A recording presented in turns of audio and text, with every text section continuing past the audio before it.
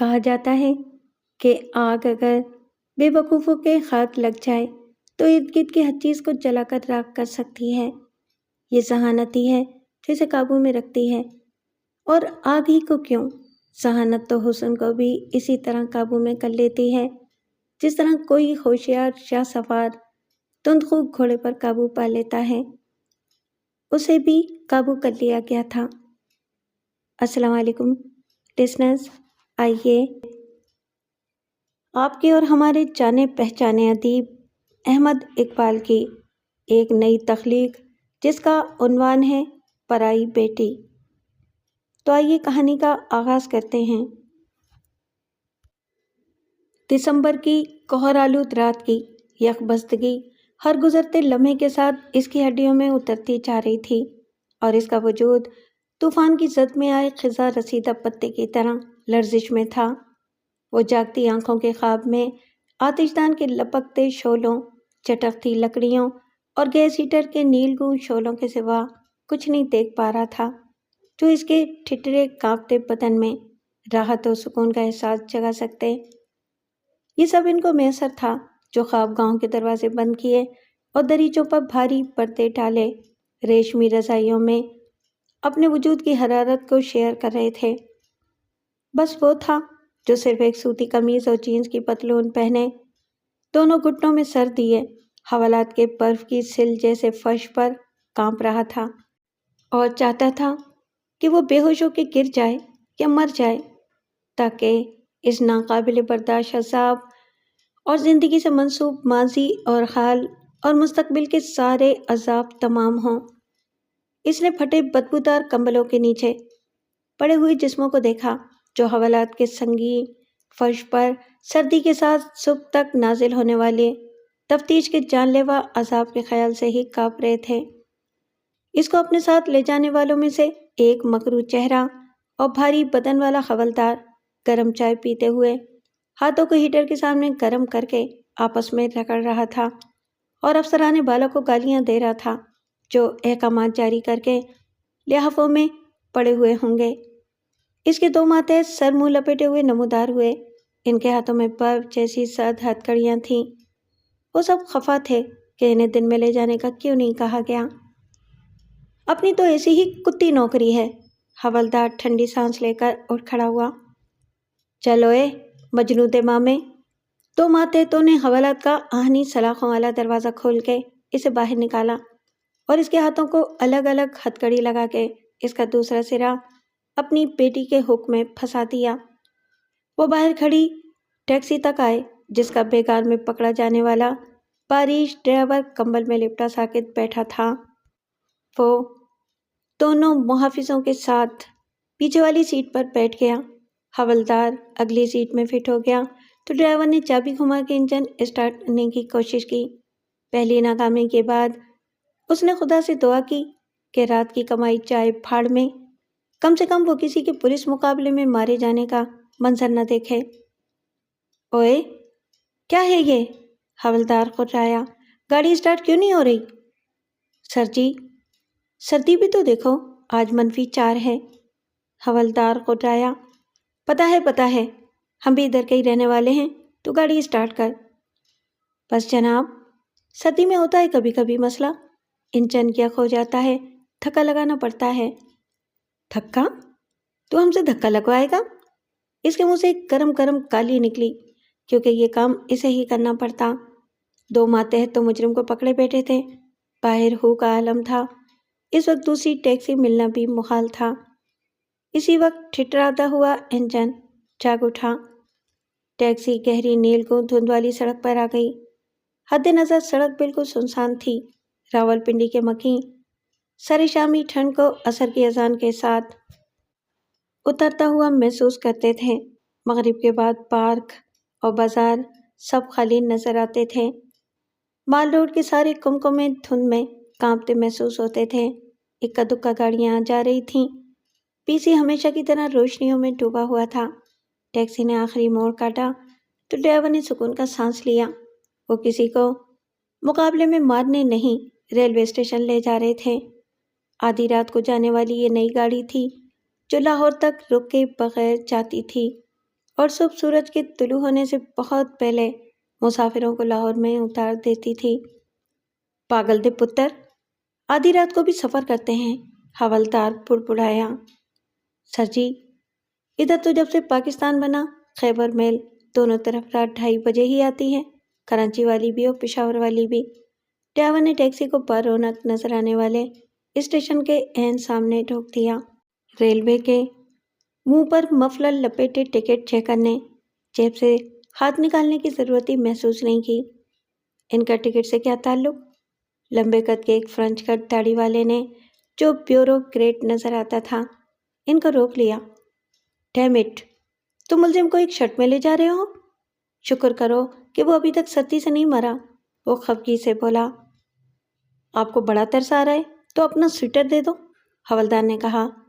70 سال سے اوپر کے بوڑھے نے چمڑے کی جیکٹ اتاری اور اس کے نیچے سے سویٹر اتارا اور اسے دے دیا۔ پہن لو اسے، وہ جیکٹ پہن کے بولا۔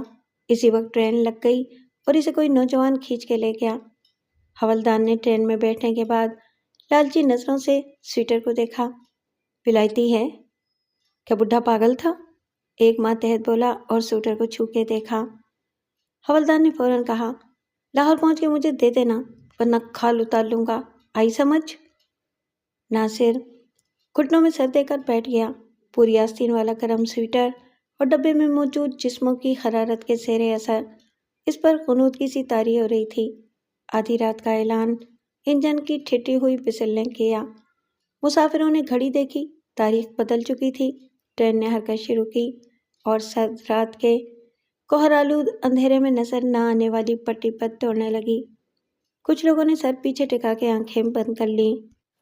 ایک بوڑھی عورت نے تھرماس میں سے ابلتی چائے ایک پیپر کپ میں انڈیلی اور اس کے شانے پر تھپکی دے کر کہا، لے پتر، پی لے۔ آدھے گھنٹے میں یہ دوسری بے عزتی تھی جو حوالدار نے برداشت کی۔ ان سب کو یہ مجرمی قابل رحم لگتا ہے۔ ایک نے جرسی دے دی، دوسری یہ بڑھیا ہم سے چائے کے لیے بھی نہیں پوچھا، اور یہ ماں کا قسم کیسے مزے سے پی رہا ہے۔ ٹرین اب سطح مرتفع پوٹوہار کے اس بنجر علاقے سے گزر رہی تھی جہاں دونوں جانب کٹاؤ والی پہاڑیاں تھیں۔ کئی موڑ کاٹنے والی ٹرین ایک سرنگ سے بھی گزرتی تھی۔ ہر طرف منجمد اندھیرا تھا جس میں اس وقت کچھ بھی دکھائی نہیں دیتا تھا۔ ہر روز کے جانے پہچانے راستے سے گزرنے والی ٹرین اچانک لڑکھڑائی، پھر ایک بے ہنگم شور کے ساتھ پٹی سے اتری اور نشیب کی جانب لڑکنے لگی۔ اب اس کی بوگیاں سینکڑوں فٹ نیچے گہرائی کی طرف جا رہی تھیں۔ تکیے کو دونوں بازوؤں میں دبوچ کے وہ منہ کے بل بیڈ پر گر گئی اور پیروں کو جھٹک کے جوتے فرش پر گرا دیے۔ آنکھیں بند کر کے اس نے جسم کو ڈھیلا چھوڑ دیا اور چند لمبی لمبی گہری سانسوں کے بعد خود کو پرسکون محسوس کرنے کی کوشش کی۔ مگر سکون کوئی جسمانی مسئلہ نہیں تھا، اس کے احساس کی بے چینی اور نا آسودگی وہی تھی، اور اس کا سبب وہ جانتی تھی۔ لیکن اب وہ کسی قیمت پر عشق جاری نہیں رکھ سکتی تھی۔ جانتے بوجھتے بے وقوف بننے اور صبر کے ساتھ امید نہ چھوڑنے کی بھی ایک حد ہوتی ہے۔ محبت کے عشق میں دیوانگی کی بہترین پرفارمنس دینے والے سب مرد کتنی خوش فہمی میں رہتے ہیں کہ وہ حد درجہ ذہین ہیں کہ اتنا عرصہ ایک لڑکی کامل اعتقاد کے ساتھ ان سے وابستہ رہی، اعتماد کے آئینے میں پال نہ آیا، اور وہ برضا و رغبت ان کے استحصال کا شکار ہوتی رہی، کیونکہ طے شدہ طور پر عورت بے وقوف، ناقص العقل، جذباتی، احمق، خواب پرست اور اندھی ہوتی ہے، جبکہ حقیقت اس کے برعکس رہی تھی۔ وہ دیکھنا چاہتی تھی کہ نجم الدین گردیزی آخر خود فریبی میں کس انتہا تک جا سکتا ہے۔ الیکٹرک کیٹل کی سیٹی پر وہ کافی بنانے کے لیے اٹھ گئی۔ انف از انف مسٹر نجم، میں نے کہا تھا کہ میں نہیں آؤں گی، کبھی نہیں آؤں گی، تو 100% میرا یہی مطلب تھا۔ اس نے کافی بنا کے واپس آتے ہوئے خود سے کہا اور اپنے سب کپڑے بیڈ پر پھینک کے واش روم میں چلی گئی۔ ٹب میں نیم دراز ہو کے اس نے گرم اور ٹھنڈے پانی کے نل کھولے۔ پانی کی مہربان حرارت نے اس کے جسم کو اپنی آغوش میں لے لیا۔ وہ اس حد تک خوش قسمت تھی کہ وہ لندن جیسے مہنگے شہر میں اس اسٹوڈیو اپارٹمنٹ کی بلا شرکت غیر مالک ہے اور محفوظ بھی۔ ماضی نے اب اس کا پیچھا چھوڑ دیا تھا، لیکن ایک نئی شکل کی صورت میں مستقبل کا خیال اسے پریشان کرنے لگا تھا۔ اسے پھر نجم کا خیال آیا۔ اس وقت وہ اپنا بہترین لباس پہن کے اور اس کی پسندیدہ پرفیوم چھڑک کے نکلا ہوگا کہ 1 گھنٹے میں اسے ڈور اسٹیپ سے پک کر لے اور وہ ڈنر کے وقت سے پون گھنٹہ پہلے ٹیمز کے ساحل پر کار پارک کر کے اس بہتے دریا کے ساحل پر منتظر اسٹیمر تک پہنچ جائیں، جہاں ہمیشہ کی طرح تیر تیر ریسٹوران کا پاکستانی مالک ان کا استقبال ایک دوستانہ مسکراہٹ سے کرے اور کہے، آ گئی رانجھ ہنس کی جوڑی، اور اس کے ساتھ ہی کنارے سے لگی میز تک جائے، اور جب اسٹیمر اپنے وقت پر سبک رفتاری سے دریائے ٹیمز کے پانی پر پھسلنے لگے، اسے سخت کوفت ہوئی۔ آخر وہ کیوں نجم کے بارے میں سوچ کے اپنی کمزوری کا اعتراف کر رہی ہے کہ وہ نجم کے خیال سے جان نہیں چھڑا سکتی؟ پھاڑ میں جائے نجم، آج اس کی ساری خوش فہمی دور ہو جائے گی کہ ہما کی ناراضی تو ریت کی دیوار ہے۔ کچھ ندامت کا اظہار، کچھ معافی نامہ، اور پھر ایسی اذیت نہ آنے کی یقین دہانی۔ 100ویں بار اپنے بے پناہ عشق کے اظہار والے ڈائیلاگ اور ڈاکٹر ہما کی ساری ناراضگی، ساری مزاحمت، سارے نخرے ختم۔ نو مسٹر نجم، اس بار آپ کو سخت مایوسی کا، شرمندگی اور ذلت کے احساس کا سامنا ہوگا۔ وہ ہاتھ کنارے پر رکھ کر ٹب سے باہر نکل آئی۔ تم آؤ گے اور چھک مار کے جاؤ گے۔ موبائل فون بند ہے، سرانے رکھے فون کا ریسیور ہک پر نہیں ہے، ٹی وی کی آواز نہیں ہے، اندر اندھیرا ہے، دروازہ مقفل ہے۔ ہما یقیناً گھر پر نہیں ہے اور وہ جھنجھلائے گا، آخر وہ کہاں چلی گئی اور کیوں؟ اسے معلوم تھا کہ میں ڈنر کے لیے لے جانے آ رہا ہوں، مجھے بتائے بغیر فون بھی بند کر کے بیٹھی ہے کہیں، الو کی پٹھی۔ ابھی تک عقل میں ہے اور واپس جاتے ہوئے مایوسی سے زیادہ وہ بے عزتی کے احساس سے مشتعل ہوگا۔ ایسا ہی ہونا چاہیے تھا، اور بہت پہلے۔ ڈاکٹر نجم، اب آپ اس انڈین ڈاکٹر سشیلا کو لفٹ کرا سکتے ہیں، مجھے کوئی اعتراض نہیں۔ یہ خیال بھی دل سے نکال دیں کہ اسے آپ کے ساتھ دیکھ کر میں چلوں گی، to help with you and her. وہ کمبل میں گھس کے سو گئی، لیکن یہ نیند نہ تھی، بس وہ اندھیرے میں خیالوں کی پرچھائیوں سے الجھتی رہی۔ اس نے محسوس کیا کہ نجم دروازے تک آ کے لوٹ گیا ہے۔ اندھیرے میں گھڑی کے روشن ہندسوں کو پڑھ کے اس نے آل کلیئر کا سگنل دیا اور لائٹ جلا کے اٹھ بیٹھی۔ اس نے پھر مختصر سے گوشے میں بنے ہوئے کچن میں اس نے اپنے لیے لنچ تیار کیا۔ صرف 2 ہفتے میں یہ خواب بھی بکھر گیا تھا کہ بالآخر ڈاکٹر نجم کی صورت میں اسے وہ شریک حیات مل گیا ہے جو مثالی تو خیر کبھی نہیں ہوتا، مگر اس کے ساتھ زندگی گزاری جا سکتی تھی۔ اب تک جتنے ملے سب خطرجہ، چالاک اور خود غرض، مگر اچھے ایکٹر تھے، خوب چکر چلاتے تھے۔ لو ایٹ فرسٹ سائٹ کا، پہلی نظر کے عشق کے ڈرامے کا ایک اسٹینڈرڈ اسکرپٹ تھا۔ بلا شبہ وہ اپنی کسی مردانہ دلکشی سے متاثر کرتے تھے، بڑی سنجیدگی سے قائل کرتے تھے کہ یہ ولایت کی سنگل لائف ہمارے خاندانی نظام سے میچ نہیں کرتی۔ خاندانی نظام تو ہماری گھٹی میں پڑا ہے اور خون میں شامل ہے، اور ہم جلا وطن نہ ہوتے تو اب تک 2-4 بچوں کے باپ ہوتے، مگر یہاں کون ہے ہماری فکر کرنے والا؟ جو کرو خود کرو۔ اور اس جیسی مردم کشیدہ لڑکیاں پھر امید کا دامن ان سے باندھ لیتی تھیں اور انہیں اپنا گھر، اپنے خوابوں کی تعبیر اپنی دسترس میں محسوس ہونے لگتی تھی۔ استحصالی محبت کے ماہر مرد جب دیکھتے تھے کہ اب لڑکی اڑ گئی ہے کہ یا تو قبول ہے کہو ورنہ پھاڑ میں جاؤ تم اور تمہاری محبت، تو پہلے سے خطرہ محسوس کر کے نئی محبت کو سابقہ محبت کی تجربات کی روشنی میں پروان چڑھانے میں مصروف ہو جاتے تھے کہ اچانک لاوارث ہونے کی نوبت نہ آئے۔ اس جیسی تمام انڈین پاکستانی لڑکیاں بلا شبہ ناقص العقل ہوتی ہیں، جو ایک گھر کے خواب پر خود کو قربان کرنے کا رسک مول لیتی ہیں، اور جو کامیاب ہو جائیں وہ اپنی تمام توانائی اس رشتے کو برقرار رکھنے میں صرف کرتی ہیں۔ ہما کا معاملہ بہرحال مختلف تھا۔ ابتدا سے اسے مکمل آزادی حاصل رہی، اسکول میں بھی اسے ہر قسم کے گورے کالے پیلے بوائے فرینڈز ملے، اور اس ماحول میں جس قسم کے مراسم لڑکے لڑکیوں کے رہتے تھے وہ ہما کے بھی رہے۔ ان تجربات پر قطعاً کسی کی طرف سے نہ تھی، چنانچہ ہما اپنے تمام مسائل اور معاملات کی ذمہ دار خود ہی رہی، جو خوشگوار بھی تھے اور ناخوشگوار بھی۔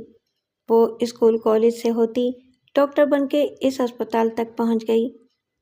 یہ خرابی کہیں نہیں تھی، وہ برطانوی نجات تھی، خوبصورت تھی، اور انڈین کا لیبل بس برائے نام رہ گیا تھا۔ اس کا لباس، انداز گفتگو، رہن سہن، رویہ سب اصلی و نسلی گوری لڑکیوں جیسا تھا۔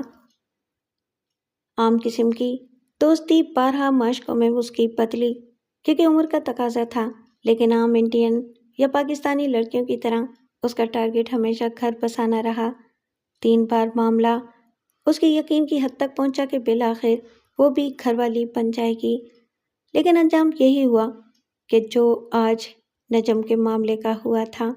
ہر قربانی یہ رشوت دینے کے باوجود اپنے احساس زیاں اور کسی حد تک غیر متوقع شخص کے خیال سے نجات پانا اتنا آسان تو نہیں تھا۔ وہ خود کو یقین دلا کے سکون سے سو بھی نہیں سکتی تھی، جیسے گزشتہ رات سوتی رہی تھی کہ نہ اسے دکھ ہے نہ صدمہ۔ اس نے ٹی وی دیکھنے کی کوشش کی اور ایک کے بعد ایک چینل بدلنے کے بعد اسے بند کرنے پر مجبور ہو گئی۔ اس وقت یہ ممکن نہیں تھا کہ وہ کسی فرینڈ سے رابطہ کرے، کوئی فارغ نہیں ہوگا، کوئی کتاب پڑھنا زیادہ مشکل ہوتا۔ اس کا دماغ منتشر تھا۔ اس نے ماں سے بات کرنے کا سوچا۔ آخری بار ان کا رابطہ کب ہوا تھا؟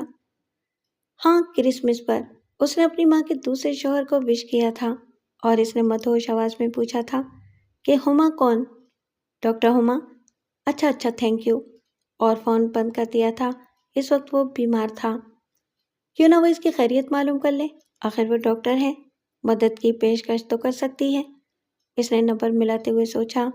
دوسری طرف گھنٹی 3 بار بجی، پھر اس کی ماں نے کہا، ہیلو ماں، میں ہما بول رہی ہوں، آپ کی بیٹی۔ ہاں، میں نے آواز پہچان لی تھی، فون کیوں کیا؟ ماں نے سپاٹ لہجے میں پوچھا۔ ان کی حالت کیسی ہے، آپ کے شوہر کی؟ تم کیوں پوچھ رہی ہو؟ جانتی ہو کہ وہ سخت بیمار ہے۔ دیکھیے شاید میں کچھ مدد کر سکتی ہوں، یہاں کے ڈاکٹرز، میرا مطلب تھا کہ بڑے ڈاکٹر۔ ماں نے اس کی بات کاٹ دی۔ جہنم میں گئے سب بڑے ڈاکٹر، اب کوئی کچھ نہیں کر سکتا۔ وہ بتا چکے ہیں کہ وہ زیادہ سے زیادہ 1 ماہ اور جیے گا، برین ٹیومر کے مریض زندہ نہیں رہتے۔ فون بند ہو گیا۔ وہ ہاتھ میں ریسیور پکڑے احساس ذلت سے 2 4 بیٹھی رہ گئی۔ شاید ابھی اس کا یہ واحد خونی رشتہ بھی ختم ہو گیا تھا۔ ابھی وہ ملنے پر راضی نہیں تو بیوہ ہو جانے کے بعد بیٹی سے کہاں ملے گی؟ ماں، جو بیٹی کی سب سے اچھی دوست سمجھی جاتی ہے، اس کی صورت دیکھنے کی روادار نہ رہی تھی۔ اسے دنیا میں بالکل تنہا ہونے کا احساس ہوتا رہا۔ اب اس کے سوا کوئی چارہ نہ رہا کہ وہ اپنے اس عذاب سے چھٹکارا پانے کے لیے خواب آور گولیوں کا سہارا لے جو اس کے پاس تھیں، نہ جانے کب سے۔ اس نے شیشی نکال کے اس پر تاریخ دیکھی، یہ 2 سال پہلے کی تھی، مگر خواب آور گولیاں 5 سال مؤثر رہتی ہیں۔ پانی سے گولیاں نکل لینے کے بعد اسے یاد آیا کہ نجم سے پہلے 2 سال پہلے جب لندن یونیورسٹی میں معاشیات کے طالب علم چارلس گراہم نے آخری وقت میں اپنا فیصلہ بدل دیا تھا کہ ایم ایس سی کرنے کے بعد میں شادی نہیں، فارسٹ میں ورلڈ بینک کی ایک ٹیم کے ساتھ بینکاک جاؤں گا 3 سال کے لیے، تو اس نے خودکشی کرنے کی نیت سے یہ شیشی لی تھی۔ ایک ڈاکٹر کی حیثیت سے یہ اس کے لیے مشکل نہ تھا۔ داڑھی اور سر کے بالوں کی سفیدی کو مہندی کے رنگ سے دبانے والا بس طاقت ہیڈ ماسٹر غصے میں تھر تھر کانپنے کی کوشش کر رہا تھا، مگر صرف اس کے حلق سے نکلنے والی نیم مردانہ نیم زنانہ آواز کانپ رہی تھی۔ کاموں کا اندازہ کمرے میں قدم رنجا فرماتے ہی درست ہو گیا تھا جب اس نے اپنے ولی عہد کو اسی کمرے میں ایک کونے میں مرغا بنے دیکھا۔ اس کی کمر پر 2 اینٹیں بھی رکھ دی گئی تھیں۔ کامو، ملاحظہ کرو اس ولد الحرام نے کیا حرکت فرمائی ہے۔ اس نے مرغے کے عقبی حصے پر ایک بید رسید کی جو نیچا ہو کے ایڑی کی طرف جھک رہا تھا۔ ہیڈ ماسٹر نے پہلی والی جگہ پر دوسرا وار کیا۔ کیا؟ خبیث الزما کہتا ہے کہ مر گیا ہیڈ ماسٹر، یعنی کہ ہم۔ کامو نے بمشکل ہنسی کو روکا۔ معاف کرنا ہیڈ ماسٹر صاحب، اس نے مرنے والی بات اپنے لیے کی تھی، آپ نے کیوں بلایا تھا مجھے؟ گامو کے دانستان جان بننے پر فارسی پڑھانے والے ہیڈ ماسٹر نے کرسی پر بیٹھ کے بیت کو میز پر بجایا۔ اور کسے طلب کرتے؟ بادیو نظر میں اور زبان خلق کے مطابق اس خبیث کی تخلیق اور اس کا نام شریف الدین رکھنے کے قصوروار تم ہو۔ گامو کی سمجھ میں کچھ نہ آیا۔ آج اس نے ہمارا تمسخر اڑایا کلاس کے سامنے۔ ملاحظہ کرو اسباب شرنگیزی بطور ثبوت۔ کیا کروں؟ گامو نے سر کھجا کے میز پر رکھے تازہ فصل کے بھٹوں میں سے نکلنے والے سنہرے بالوں کے ڈھیر کو دیکھا۔ ساری کلاس کے سامنے اس نے یہ چہرے اور سر پر لگا کے ہمارا خلیہ بنایا اور ہماری نقل اتاری۔ ہیڈ ماسٹر نے پانی پی کر غصے کی آگ کچھ سرد کی۔ گامو نے فوراً ہاتھ جوڑ دیے۔ حضور، آپ سے میں معافی مانگتا ہوں، آج گھر لے جا کے اس کی کھال اتارتا ہوں اور اس کے جوتے بنوا کے پیش کرتا ہوں، اس کے سر پر مار مار کے اسے کچا کر دیں۔ ہیڈ ماسٹر نے مزید پانی پیا۔ نہیں گامو، ہم بخوبی واقف ہیں کہ یہ تمہاری ہی تربیت ہے اور یہ ہمارا نہیں تمہارا ہونہار شاگرد ثابت ہو رہا ہے۔ یہ زبان درازی اور تمسخر اڑانے کی تربیت خود تم دیتے ہو، ہم اسے اپنے مکتب سے خارج کرتے ہیں، تم بناؤ اسے اپنا جیسا۔ گامو کے کچھ سمجھنے اور کہنے سے پہلے شرفو سیدھا کھڑا ہو گیا، اس کی کمر کا بوجھ پیچھے فرش پر گرا۔ ہیڈ ماسٹر صاحب، جو کہنا ہے مجھے کہیں، میرے والد نے کچھ نہیں کیا اور میں نے آپ کا مذاق بالکل نہیں اڑایا۔ میں ملک صاحب کی بیٹی نورا کی نقل اتار رہا تھا، اس کے ایسے ہی بال ہیں۔ شرفو نے میز پر پڑے سنہرے ریشوں کی طرف اشارہ کیا۔ آپ پوچھ لیں سب سے۔ بدبخت، ناہنچار، زبان درازی کرتا ہے ہم سے۔ ہیڈ ماسٹر صاحب پھر بیت سے حملہ آور ہوئے۔ شرفو نے بیت پکڑ لی۔ آپ مجھے اسکول سے نکال چکے ہیں، اب میں آپ کا شاگرد نہیں ہوں کہ مار کھاؤں۔ اس نے بیت کو گھٹنے پر مار کے 2 ٹکڑے کر دیے۔ میں دوسرے اسکول میں بھی جا سکتا ہوں اور کسی اسکول میں جائے بغیر بھی میٹرک کا امتحان دے سکتا ہوں، پرائیویٹ۔ چلو ابا۔ وہ ہکا بکا کھڑے ہیڈ ماسٹر کی طرف دیکھے بغیر باپ کے ساتھ کمرے سے نکل آیا۔ دونوں باپ بیٹے خاموشی سے گھر کی طرف چلتے رہے۔ خلاف توقع گامو نے اپنے بیٹے کو برا بھلا نہیں کہا۔ جب بیٹے نے ہیڈ ماسٹر کے سامنے اس کی آنکھوں میں آنکھیں ڈال کے کہا کہ میرے والد نے کچھ نہیں کیا، تو گامو کو اچھا لگا تھا۔ ابا کے بجائے والد صاحب کہلانا بھی اور ہیڈ ماسٹر کو بے عزتی سے روکنا بھی۔ اس کا بیٹا جوان ہو گیا تھا۔ ہیڈ ماسٹر تو خیر تھا ہی 5 فٹ کا ڈھانچہ جو پتہ نہیں کون سی زبان بولتا تھا، لیکن شرفو اس کے ساتھ چل رہا تھا تو قد میں اس سے 2 انچ زیادہ ہی تھا۔ بیت کی چوٹ کمر کی ہڈی پر لگے تو بڑا درد ہوتا ہے، گامو جانتا تھا۔ گھر جا کے وہ چرپائی پر گر گیا۔ پانی دے مجھے، اس نے شرفو کی ماں سے تھکے ہوئے لہجے میں کہا۔ ماں نے یہ احکامات شرفو کو پاسان کیا۔ شرفو نے اسے مٹی کے گھڑے پر سے پانی ایک پیالے میں انڈیل کر دیا۔ گامو نے پانی پی کے کہا، تو بھی باز نہیں آتا مستی سے، نام میرا بدنام ہوتا ہے، اب کیا کرے گا؟ شرفو نے پیالہ واپس گھڑے پر اوندا رکھ دیا۔ 10ویں پاس کروں گا، پھر 12ویں اور پھر 14ویں۔ ایویں ہی خواب نہ دیکھا کر کھوتے، شکر کر اتنا بھی پڑ گیا جب کام یہی کرنا ہے۔ میں نے کتنی بار کہا ہے کہ مجھے نہیں کرنا یہ کام۔ پتر شرفو، یہ ہمارا خاندانی پیشہ ہے، میں اور تیرا چاچا یہ کام کرتے ہیں، اس سے پہلے میرا باپ اور چاچا یہی کرتے رہے۔ وہ چارپائی پر ہاتھ کو سر کے نیچے رکھ کر لیٹ گیا۔ شرفو نے غصے سے کہا، مگر میں نہیں کروں گا۔ مگر کیوں؟ تو کر سکتا ہے، زیادہ اچھا کر سکتا ہے۔ یہ جو تو نے آج اسکول میں کیا ہے، اس سے میرا خیال پکا ہو گیا ہے کہ تو ہم سب سے زیادہ مزہ کیا ہے، اچھا تماشا لگا سکتا ہے۔ اتنا فائدہ تو ہوا پڑھنے کا، اور کیا چاہیے؟ لیکن اس کو اندازہ ہی نہ ہوا کہ شرفو اس کی بات سننے کے لیے موجود نہیں۔ وہ تو اس کی بیوی نے چلا کے کہا کہ کس سے کہہ رہے ہو، شرفو تو گیا؟ تو اسے پتہ چلا کہ وہ خود سے باتیں کر رہا تھا۔ گامو اور اس کا بھائی جامو اس علاقے کے پرانے جگت باز اور بھانڈ تھے۔ جامو کا اصل نام تو نظام تھا، مگر غلام محمد جب گامو بنا تو نظام الدین خود بخود جامو ہو گیا۔ گامو جامو آس پاس کے دیہات میں ایک ہی نام مشہور ہو گیا تھا، جو 4 پیسے شادی بیاہ میں خرچ کر سکتا تھا ان کو تفریح کے لیے طلب کر لیتا تھا۔ اوقات ان کی نائی اور میراثی سے بھی کمتر ہی تھی۔ نائی گھر گھر ناوے پلاوے پہنچاتے تھے اور نمکین یا میٹھے چاول کی دیگ پکاتے تھے، تو میراثی گا بجا کے رونق لگاتے تھے۔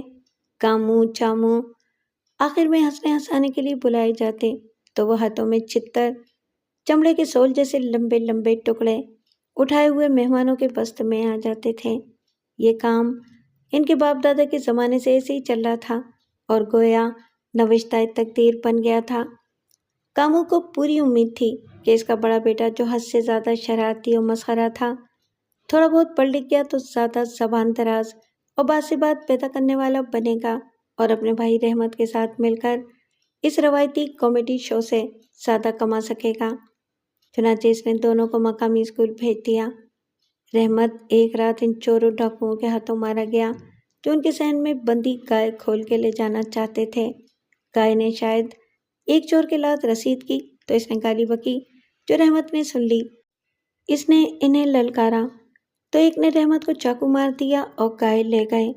اگلے دن رحمت بھی نہ رہا تو کاموں کی امیدوں پر اوس پڑ گئی۔ پھر بھی یہ ہو سکتا تھا کہ وہ جاموں کے بیٹے کو ساتھ ملا کے خاندانی بزنس چلا لے۔ تیسری اولاد رچو یعنی رضیہ بی بی تھی، جو 11 سال میں ہی لوگوں کو کھرا مال نظر آنے لگی تھی۔ مایوس خود شرفو کے رویے نے کیا جو اس کام کو باعث ذلت سمجھتا تھا اور کہتا پھرتا تھا کہ وہ پڑھ لکھ کے ڈپٹی کمشنر بلکہ پٹواری بنے گا۔ شرفو کی ماں نے ساری بات سنی تو پریشان ہو گئی۔ شرفو نے کہا کہ وہ چودھری کی چھوٹی بیٹی نورا کی نقل اتار رہا تھا۔ ہاں، وہ ہیڈ ماسٹر جو بھونکے جا رہا تھا کہ میرا مذاق اڑایا ہے۔ اس نے سر پر ہاتھ مارا۔ ہائے ربا، یہ بات تو اب تک اس نے چودھری کے کانوں میں ڈال دی ہوگی۔ لقمہ کاموں کے حلق میں اٹک گیا۔ یہ تو میں نے سوچا ہی نہیں تھا۔ ہیڈ ماسٹر کی بڑی بے عزتی کی تھی شرفو نے۔ اس رات عشاء کی نماز کے بعد باپ بیٹے کو چودھری نے طلب کیا۔ اس کی بیٹھک میں پوری عدالت لگی ہوئی تھی، جس میں معززین میں شمار ہونے والے ہیڈ ماسٹر اور مولوی صاحب اس کے دائیں بائیں مؤدب بیٹھے تھے۔ چودھری صاحب کی دختر نیک اختر کی اسکول میں سر عام نقل اتارنے کا جرم ناقابل معافی تھا۔ جب ہیڈ ماسٹر نے اپنی قابلیت والی اردو میں ملزم کا اعتراف جرم پڑھ کے سنایا اور خود ملزم مذکور کے والد نے بطور چشمدید گواہ قرآن پر ہاتھ رکھ کے کہہ دیا کہ بلا شبہ یہ جرم اس کے ناہنجار بیٹے سے سرزد ہوا تھا، تو شرع کے ماہر قاضی بن کے مولوی صاحب نے سزا سنا دی۔ باپ بیٹا کو ننگا کر کے درمیان میں لٹایا گیا۔ مقامی پولیس چوکی سے چھترول کے 2 ماہرین باہر اپنی کارکردگی دکھانے اور انعام لینے کے انتظار میں تھے۔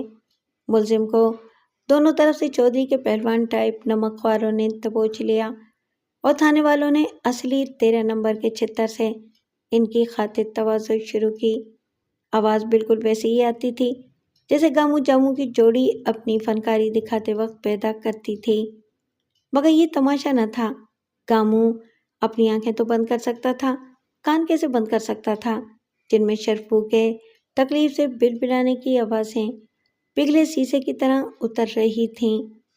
باری آنے پر خود اس نے بھی ویسا ہی شور کیا، بلکہ شاید زیادہ ہی۔ حاضرین اور ناظرین کے لطف لینے والے تبصروں سے ایسا ہی لگتا تھا۔ اگلا پورا ہفتہ باپ بیٹا اپنے کچے کوٹھے کے فرش پر الٹے پڑے رہے اور ایک ہی عورت جو بیک وقت ماں بھی تھی اور بیوی بھی ان کی پھٹی کھال پر ہلدی والا مرہم لگاتی رہی، جو گاؤں کا پرچون فروش فراہم کرتا تھا۔ وہ ایک حکیم بھی تھا، جیسے مولوی صاحب ایک عامل بھی تھے۔ گاموں نے صرف ایک بار پہلے یہ سزا بھگتی تھی، مگر وہ اتنی سخت نہیں تھی۔ اسی چودھری کے بیاہ میں اس کی دوسری بیوی کا ابا بھی مہمانوں میں شامل تھا اور سب کی طرح تمسخر کا نشانہ بنا۔ نئی نویلی دلہن نے اسی رات اپنے پیار جتانے والے سیکنڈ ہینڈ دولہا کی آتش شوق کو ایکسپلائٹ کیا اور اس وقت تک روٹھی رہی جب تک اس نے وعدہ نہیں کر لیا کہ اس کے باپ کی بے عزتی خراب کرنے والوں کو صبح ایسی سزا دے گا کہ سسرے محترم کی صاحبزادی کا دل خوش ہو جائے گا۔ وہ تو دلہن ہی کمزور دل تھی، کہ کامو جامو نے صبح ہونے والے بکروں جیسی آوازیں نکالی تو اس کا دل خراب ہو گیا اور اس نے کہہ دیا کہ دفع کریں انہیں، اتنی سزائی کافی ہے۔ کامو کے خیالوں کا تسلسل شرفو نے توڑ دیا۔ ابا، مجھے اب یہاں نہیں رہنا، تو بے شک رہے۔ وہ چونکا، یہاں نہیں رہے گا تو کہاں رہے گا؟ خدا کی اتنی بڑی زمین ہے، کہیں بھی چلا جاؤں گا، کراچی، لاہور اور پشاور، اور وہاں جا کے کیا کرے گا؟ کہاں سے کھائے گا؟ جو میرا دل کرے گا، لیکن یہاں رہ کے جوتے نہیں کھاؤں گا، کوئی بھی کام کر لوں گا۔ کامو اس بات پر غور کر ہی رہا تھا کہ رجو نے کہا، میں بھی جاؤں گی بھائی کے ساتھ۔ رجو کی ماں نے بیٹی کی طرف دیکھا اور سر ہلایا۔ شرفو ٹھیک کہتا ہے، اب ہمیں یہاں نہیں رہنا چاہیے۔ رجو کے بعد اس کی ماں کا بیان ایک پس منظر رکھتا تھا جس کا کامو کو علم نہ تھا۔ رجو ہر شام قرآن پڑھنے مولوی صاحب کے پاس جاتی تھی۔ چند دن پہلے رجو نے ان کی دست درازی اور پیار بھری گفتگو کا اصل مفہوم پا لیا تھا اور اس نے خاصے غصے میں نوٹس دے دیا تھا کہ آخری سپارہ پڑھنے کے لیے وہ ان کے پاس نہیں آئے گی، آگے وہ خود بھی پڑھ سکتی ہے۔ ممکن ہے کہ اس نے مولوی صاحب کو زیادہ برا بھلا کہا ہو، کیونکہ شرمندہ ہونے کی بجائے انہوں نے رجو سے کہہ دیا تھا کہ آخر وہ کب تک نہیں آئے گی۔ عقد ثانی کے لیے وہ کاموں سے اس کا ہاتھ مانگیں گے اور دیکھیں گے کہ وہ کیسے انکار کرتی ہے۔ رجو نے اس کا ذکر ماں سے کیا تو ماں کے رد عمل نے رجو کو حیران کر دیا۔ اس کی آنکھیں خوشی سے چمکنے لگیں اور اس نے آسمان کی طرف منہ اٹھا کے کہا، شکر ہے ربا سچیا، ہمارے بھی نصیب جاگے، ہم بھی عزت دار کہلائیں گے۔ کامو نے سب کے فیصلے کو تسلیم کیا۔ بے شک اس نے ابھی 10 جماعتیں پاس نہیں کی تھیں، مگر پڑھی ضرور تھیں۔ چنانچہ اب بیٹا زیادہ عقل رکھتا تھا اور کامو نے خود بھی محسوس کیا کہ واقعی اس کی بات میں وزن ہے۔ لوگ 7 سمندر پار ولایت پہنچ گئے تو وہ لاہور کیوں نہیں جا سکتے، جو اتنا بڑا شہر ہے کہ وہاں انہیں تلاش کرنا بھوسے کے ڈھیر سے سوئی تلاش کرنے سے زیادہ مشکل ہوگا۔ ایک رات یہ فیملی یوں غائب ہوئی کہ اگلے دن گامو کا بھائی مرتے دم تک جوتا کاری کے باوجود ایک ہی جملہ دہراتا رہا، مجھے نہیں معلوم، گامو نے مجھے نہیں بتایا۔ اس نے فیس بک پر اپنی پروفائل فوٹو کو اور پھر وینٹی بیگ کے چھوٹے سے مرر میں خود کو دائیں بائیں سر گھما کے دیکھا۔ اپنا عکس اسے تصویر سے بھی زیادہ پرکشش لگا۔ اس نے اپنی فوٹوز کو کلک کیا۔ اس میں درجنوں تصاویر تھیں جو گزشتہ 1 سال میں مختلف مواقع پر لی گئی تھیں۔ اس کی نظر مہینہ بھر پرانی ایک تصویر پر ٹھہر گئی۔ اس میں بال آدھے چہرے پر تھے، لیکن اس کی مسکراہٹ کی ساری شوخی اور شرارت کی عکاسی کرنے والی آنکھ بالوں کی چلمن سے بھی صاف چھپتے بھی نہیں، سامنے آتے بھی نہیں کی طرح نظر آتی تھی۔ اس نے اسی کو اپنی پروفائل پکچر بنا دیا۔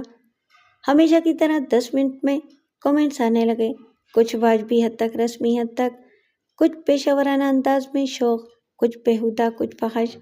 یہ کھیل یوں ہی چلتا تھا، نہ جانے کون اصلی تھا اور کون نقلی، کس کی حقیقت کیا تھی۔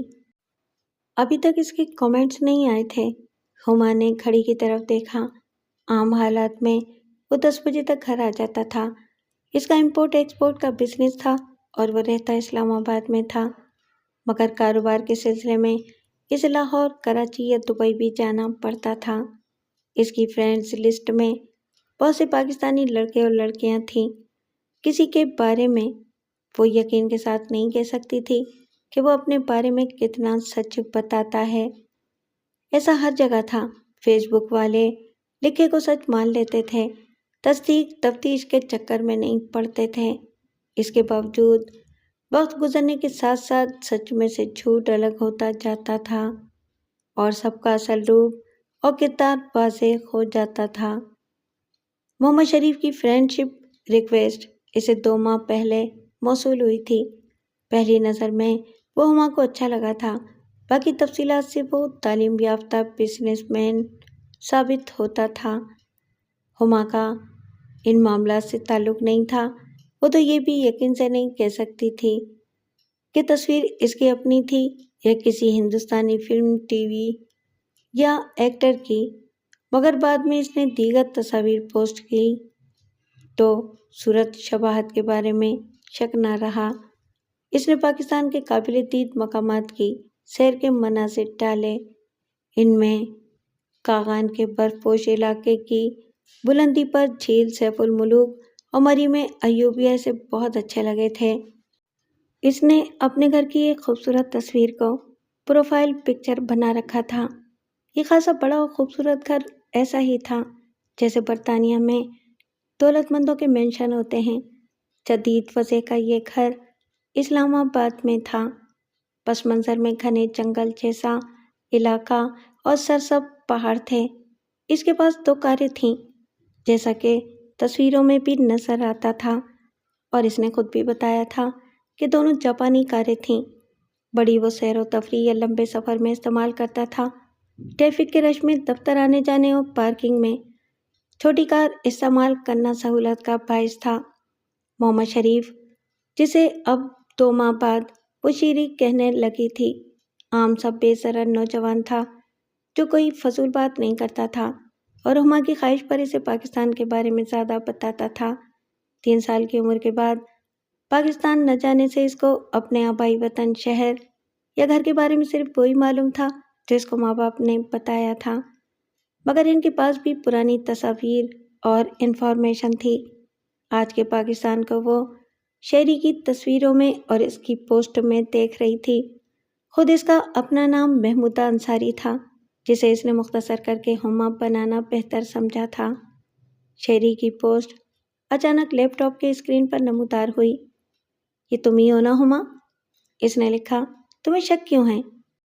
تمہاری یہ پروفائل پکچر یہ بہت مختلف ہے، کسی پروفیشنل فیشن فوٹوگرافرز نے بنائی ہوگی۔ میں اپنا سوال پھر دہراؤں گی، یہ شک کیوں ہوا تمہیں؟ وہ دراصل تم پاگل کر دینے والی حد تک حسین لگ رہی ہو، کسی ماڈل سے بھی زیادہ۔ وہ ہنسی۔ ایڈیٹ، یہ میری ایک فرینڈ نے 4 ماہ پہلے میری برتھ ڈے پر لی تھی، میرے ہی کیمرے سے اور ایک ریسٹوران میں۔ مجھے اس دن میک اپ کیا ڈریس بدلنے کا موقع بھی نہیں ملا تھا۔ ہم اسپتال سے چلے گئے تھے۔ او مائی گاڈ، مجھے یقین نہیں آتا کہ خیر اب اگر تم برا نہ مانو تو میں اس کی ہارڈ کاپی بنوا کے انلارج کرا لوں اور فریم کروا کے اپنے سامنے والی دیوار پر لگا دوں جہاں میں سوتا ہوں۔ وہ خوشی کو دبا کے بولی، میں کیوں برا مانوں گی؟ اور برا ماننے سے ہوگا بھی کیا؟ تم 100 تصویریں بنوا کے ہر جگہ لٹکا دو۔ اس وقت تم کہاں ہو؟ میں تو گھر میں ہوں۔ وہ خود پر نظر ڈال کے کچھ گھبرائی۔ میں بھی گھر میں ہوں۔ اگر تم اس ایک کمرے کے ڈربے کو گھر مانو تو تمہارا تو محل جیسا مینشن ہے۔ کیا یہ ہو سکتا ہے کہ تم اسکائپ پر آ جاؤ؟ دراصل میں نے اسکائپ پوسٹ کرنا آج ہی سیکھا ہے۔ وہ ہنسا۔ یہ کیا مسئلہ ہے؟ تم مجھے اپنا پورا گھر اندر باہر سے دکھاؤ گے؟ اس نے بیڈ پر پڑے ہوئے لباس کو دیکھا اور پھر وارڈروب میں سے دوسرا نکال لیا۔ کیوں نہیں، بس 1 منٹ۔ ہما نے وہی کپڑے پہن لیے تھے جو اس کی پروفائل پکچر میں تھے۔ تھوڑا سا میک اپ کر کے اس نے بالوں پر برش پھیرا اور پھر انہیں ایک جھٹکے سے چہرے پر پھیلایا۔ تصویر کے مطابق ایک طرف کے بال پھسل کر بار بار آگے آتے رہے۔ مطمئن ہو کر اس نے اسکائپ آن کیا۔ چند سیکنڈ بعد وہ شہری کا پورا مسکراتا چہرہ دیکھ رہی تھی۔ ایک دوسرے کو لائیو دیکھنے کا یہ پہلا اتفاق تھا۔ تم نے ٹھیک کہا تھا، تم فطری طور پر اتنی حسین ہو۔ میں کیسے یقین کر لوں کہ راہ چلتے تم پر لوگ فریفتہ نہیں ہوئے؟ وہ مسکرائی۔ میں کسی کو دیکھتی نہیں اور روک بھی نہیں سکتی۔ میں لندن میں ہوتا تو میری اور تمہاری لو اسٹوری رومیو اور جولیٹ سے زیادہ مشہور ہوتی۔ تم میرے جیسے معمولی آدمی کو قبول نہ کرتی اور پھر مجھے لازمی خودکشی کرنا پڑتی۔ وہ ہنس پڑی۔ تمہاری ایسی باتیں سن کے جو لڑکی یقین کر لیتی ہوگی وہ فوراً تمہارے قابو میں آ جاتی ہوگی۔ میں نے یقین کیا تم پر، تو تم بھی مان لو کہ ایسی بات میں نے پہلے کسی سے نہیں کہی۔ یہاں کا ماحول مختلف ہے، لڑکیاں بہت ریزرو اور ماں باپ کیا پورے خاندان اور محلے کی نگرانی میں رہتی ہیں، لیکن جو کہانیاں بچپن میں سنائی جاتی ہیں ان میں ایسا ہوتا ہے کہ کسی نے خواب میں شہزادی کو دیکھا یا کسی کے حسن کی شہرت سنی، کبھی وہ پری بھی ہوتی تھی تو اس پر فریفتہ ہو گیا اور اس کی تلاش میں نکل گیا۔ ہاں مگر اب زمانہ بدل گیا ہے تو کہانیاں بھی بدل گئی ہیں۔ بس بس محبت نہیں بدلی ہے۔ میرا دل چاہتا ہے کہ میں بھی کسی پری کے خیال میں نکل جاؤں، لندن پہنچ جاؤں۔ چھوڑو یہ کہانیاں، اپنا گھر دکھاؤ مجھے۔ تصویر میں تو بہت خوبصورت ہے، بلکہ تمہاری تصویروں میں تو پاکستان اتنا خوبصورت لگتا ہے کہ مجھے ان ہولناک خبروں پر تصویریں دیکھنے کے باوجود یقین نہیں آتا۔ پاکستان میرا ملک بھی تو ہے، یہ ہو سکتا ہے کہ تم خود آ کے دیکھ لو۔ مجھے کچھ یاد نہیں کہ میرا گھر کہاں تھا اور وہاں میرا ہے کون۔ اس نے ٹھہرے ہوئے لہجے میں کہا۔ کیوں؟ میں ہوں نا، یا میں تمہارا نہیں ہوں؟ ہما کی سمجھ میں نہیں آیا کہ وہ کیا کہے۔ ہاں تم تو ہو، مگر ہما، میں اس بات کو زیادہ دن ٹالنا نہیں چاہتا۔ اس کا کوئی فائدہ نہیں تھا کہ اب تک میں نے یہ بات نہیں کہی۔ دراصل ہم ذرا شرمیلے لوگ ہیں، ایسے کھل کے بات نہیں کرتے اور فوراً بے تکلف نہیں ہوتے۔ ہما نے جھنجھلا کے کہا، یار کہتے کیوں نہیں وہ بات جو کہنی تھی؟ آئی لو یو، مجھ سے شادی کرو گی؟ اس نے مضبوط لہجے میں کہا۔ وہ دم بخود رہ گئی۔ اس کے خواب و خیال میں بھی نہیں تھا کہ ایک دم وہ ایسی فیصلہ کن صورتحال پیدا کر دے گا۔ یہ میں نے کبھی سوچا نہیں، تو فوراً جواب کیسے دے سکتی ہوں؟ میں تو پاکستان آنے کی بات کر رہی تھی۔ تو آ جاؤ، یہاں مجھ سے مل کے فیصلہ کر لو، ماں باپ نہ میرے نہ تمہارے۔ آل رائٹ، لیکن ابھی بتا نہیں سکتی کہ کب آؤں گی، نہ یہ کہ میرا فیصلہ کیا ہوگا۔ اس نے نروس لہجے میں کہا۔ مجھے اپنے بارے میں بتاؤ، وہ جو میں نہیں جانتی۔ سب کچھ تو بتا چکا ہوں میں، سوائے اس بات کے کہ جو میں نے ابھی کہی۔ میں جدی پشتی اس ملک کا رہنے والا ہوں۔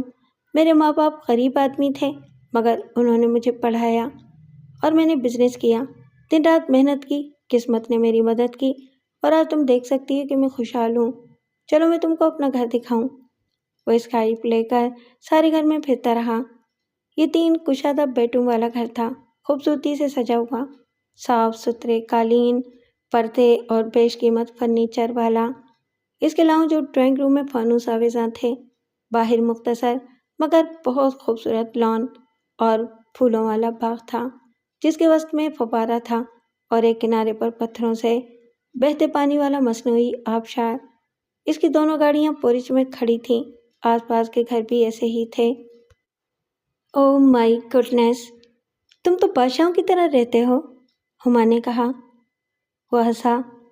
ہما ڈارلنگ، اس علاقے میں میری کوئی حیثیت نہیں، ابھی گھر گرہستی نہیں ہے تو میرے صرف 4 ملازم ہیں۔ 4 ملازم؟ وہ کیا کرتے ہیں؟ ایک شیف ہے، کھانا پکاتا ہے، ایک شوفر مجھے کہیں بھی لانے لے جانے کے لیے، ایک مالی ہے ورنہ یہ باغ ایسے نہیں رہ سکتا تھا، اور ایک گیٹ کیپر ہے، گن مین فار سیکورٹی۔ اور وہ جن کو تم بڑے لوگ کہتے ہو، ہمارے حاکم، صنعت کار، بزنس مین، ان کے گھر 4 گنا یا 10 گنا بڑے بھی ہیں، اور ملازم بھی 10-12، بیک بک 4-6 گاڑیاں۔ اب مجھے بھی تو بتاؤ کہ تم لندن کب گئیں اور ڈاکٹر کیسے بن گئیں؟ وہاں تو سنا ہے کہ ڈاکٹر اور وکیل بہت کماتے ہیں۔ ہما کا تجسس اور اشتیاق بڑھ گیا تھا۔ شبہ کی کوئی بات نہ تھی، وہ ہما پر غائبانہ عاشق ہو گیا تھا۔ یہ الیکٹرانک دور کا عشق ایسا ہی تھا۔ خود ہما اسے پسند کرتی تھی، اور آج یہ پسند اچانک ایک خواہش میں بدل گئی تھی کہ وہ جا کر اس سے ملے، وہ سب کچھ دیکھے جو خواب جیسا تھا، مگر اس کی تعبیر ہما کی دسترس میں تھی۔ اسے فقط ایک ہی لفظ بولنا تھا، یس، مگر وہ جلد بازی میں فیصلہ کر کے پچھتانے کا قصہ 4تھی بار دہرانا نہیں چاہتی تھی۔ لندن میں پیدا ہو کے پرورش پانے اور پھر تعلیم پا کے ڈاکٹر بن جانے والی ہما کے لیے اکیلا رہنا کوئی مسئلہ نہیں تھا۔ اس کے اسکول سے میڈیکل کالج تک درجنوں دوست تھے، اور سب اس سے مخلص ہونے کے دعوے دار بھی تھے، مگر جب اسے ساتھ رکھنے کا مسئلہ آیا تو سب نے معذرت کر لی۔ ان میں سے بیشتر بہت عرصہ پہلے ہی والدین کے گھر چھوڑ چکے تھے یا شادیاں کر چکے تھے، باقی فی الحال شادی کر کے گھر بسانے کے خیال کو اتنا اہم نہیں سمجھتے تھے جتنا اپنے جاب یا بزنس میں ترقی کرنے کو۔ اس کی خوش قسمتی تھی کہ ایک بہت نامور اسپتال میں ڈاکٹرز کی جوڑی پاکستانی نکل آئی۔ وہ میاں بیوی لاولد تھے۔ انہوں نے ہما کو اسپتال میں ملازمت تلاش نہ کرنے کا مشورہ دیا، کیونکہ وہاں کام کے اوقات بہت زیادہ اور ڈیوٹی بہت سخت تھی۔ اس کی تنخواہ بمشکل تمام اس کے اخراجات کی کفالت کرتی۔ وہ خود ریٹائرمنٹ لینے والے تھے اور ان کا ارادہ خود اپنا اسپتال قائم کرنے کا تھا۔ ہما وہاں ان کی معاونت کر سکتی تھی۔ صرف 1 سال بعد وہ ان میاں بیوی کے اسپتال میں دن رات ایک کر رہی تھی۔ اس کی بڑی آمدنی پبلک اسپتال میں ملازمت کرنے والوں سے دگنا زیادہ تھی اور مستقبل میں اس کی اپنی پرائیویٹ پریکٹس سے آمدنی کئی گنا بڑھ جانے کے امکانات بہت روشن تھے۔ بریڈ فورڈ کے اس اسپتال میں انڈین اور پاکستانی مریضوں کا رش رہتا تھا۔ اس کے دونوں محسن اسپیشلسٹ تھے اور بہت زیادہ فیس وصول کرتے تھے۔ ان کے لیے اسپتال بیک وقت مصروفیت کا ذریعہ بھی تھا اور آمدنی کا بھی۔ 30 سال تک دن رات کام کرنے کے بعد وہ فارغ نہیں بیٹھ سکتے تھے اور ان کے دل میں یہ احساس بھی تھا کہ جب وہ انسانوں کے دکھ اور بیماریاں دور کرنے کی صلاحیت رکھتے ہیں تو ان کو اپنا وقت سیر و سیاحت میں ضائع نہیں کرنا چاہیے۔ عام کیس ہما کے پاس آتے تھے اور اسے صبح سے شام یا رات تک سر اٹھانے کی فرصت نہیں ملتی تھی۔ یہ اس کے ہمدردانہ رویے کا نتیجہ تھا۔ یہ اس کے ہاتھ میں خدا نے شفا رکھی تھی کہ مریضوں کی تعداد بڑھتی رہی۔ اس تعداد کو کچھ کم کرنے کے لیے فیس بڑھا کے دگنی کرنے سے بھی زیادہ فرق نہیں پڑا۔ صرف 3 سال میں وہ اس قابل ہو گئی کہ ہاسٹل سے اپنے 1 بیڈ روم والے اسٹوڈیو اپارٹمنٹ میں منتقل ہو جائے۔ ایک بار پھر اس کے پرستاروں کی نئی کھیپ سامنے آئی۔ یہ نسبتاً سنجیدہ عمر کے لوگ تھے۔ پہلا ایک ہندو ڈاکٹر تھا۔ وہ چاہتا تھا کہ ہما سے شادی کے بعد اپنا پرائیویٹ کلینک قائم کرے۔ پیدائش سے اب تک لندن میں رہنے کے باوجود ہما پاکستانی اور مسلمان تھی۔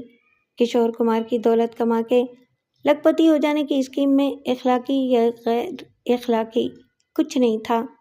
وہ جائز اور ناجائز ابارشن کو آمدنی کا سب سے بڑا وسیلہ سمجھتا تھا، جس کی ضرورت جوان ہوتی نسل کو سب سے زیادہ محسوس ہوتی تھی۔ اب اپنے ملک کی طرح مختلف ضروریات کے لیے میڈیکل سرٹیفکیٹ جاری کرنا دوسرا منافع بخش کام تھا۔ ہما اس کے خلاف تھی، لیکن کشور کمار نے اس کا ایک حل نکال لیا۔ اوکے، تم اپنی نارمل پریکٹس جاری رکھنا، عام میڈیکل کیس تو لوگی، باقی سب کام میرے۔ ہما نے کہا، میں تمہاری مدد بھی نہیں کروں گی اور نہ اس قسم کی آمدنی میں سے میرا حصہ ہوگا، لیکن ہمارے درمیان مذہب کی دیوار ہے۔ میں ایسا نہیں سمجھتا، یہ ہر شخص کا ذاتی معاملہ ہے۔ نہیں، میرے مذہب میں کسی غیر مسلم سے شادی کی اجازت نہیں، ہما نے کہا۔ یہاں لوگ شادی کے بغیر ساتھ رہتے ہیں، کئی بچے ہو جانے کے بعد شادی کر لیتے ہیں یا ایسی زندگی گزار دیتے ہیں، مگر مجھ سے شادی کے لیے تم کو مسلمان ہونا پڑے گا۔ ناممکن، گو ٹو ہیل۔ دوسرا موقع ایک ترک ماہر تعمیرات سے معاشقے کے بعد آیا تھا۔ وہ واقعی ہما کو دیوانگی کی حد تک چاہتا تھا، مگر شادی کے امور پر اتفاق ہو جانے کے بعد ایک رات اس پر اندھے پن کا دورہ پڑا اور اسے برین ٹیومر تشخیص ہوا۔ 4 ماہ بعد وہ مر گیا۔ تیسری بار وہ نجم کے چکر میں آ گئی تھی، جو بے حد چالاک، لالچی اور موقع پرست آدمی تھا۔ وہ بال بال بچ گئی تھی۔ ان کے حق میں یہ ایک اچھا اتفاق ثابت ہوا کہ فیصل آباد سے آنے والی لاری راوی کے پل سے پہلے خراب ہو گئی۔ دیگر مسافروں کی طرح وہ بھی اتر گئے۔ سڑک کے کنارے بیٹھے رہنا لا حاصل تھا۔ وہ نیچے اتر گئے۔ راوی، جو پہلے سچ مچ دریا تھا، اب 2-3 گندے پانی کے نالوں جیسا ہو گیا تھا۔ بارش اور سیلاب کے موسم میں پانی ضرور بڑھ جاتا تھا، ورنہ اس کے دونوں کناروں پر بھینسوں کے باڑے تھے۔ سینکڑوں بھینسیں اس وقت بھی گردن تک پانی میں ڈوبی نظر آ رہی تھیں۔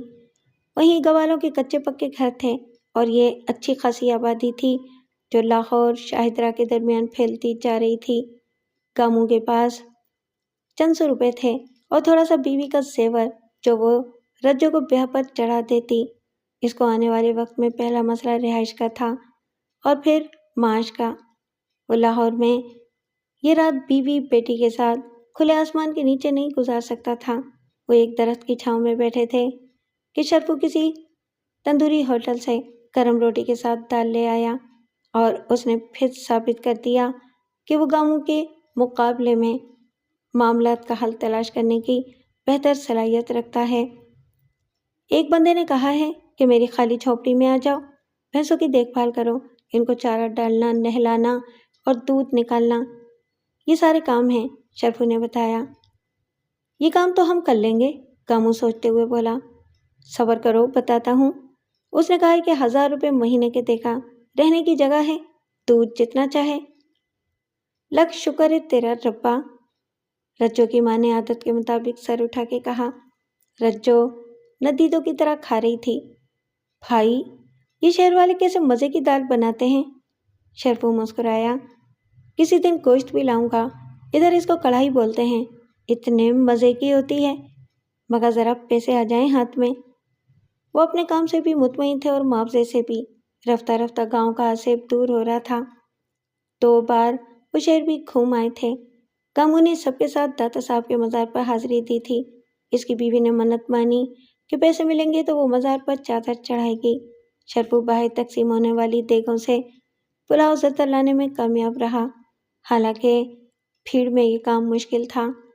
پھر وہ بادشاہی مسجد اور مینار پاکستان والے میدان میں بیٹھے رہے۔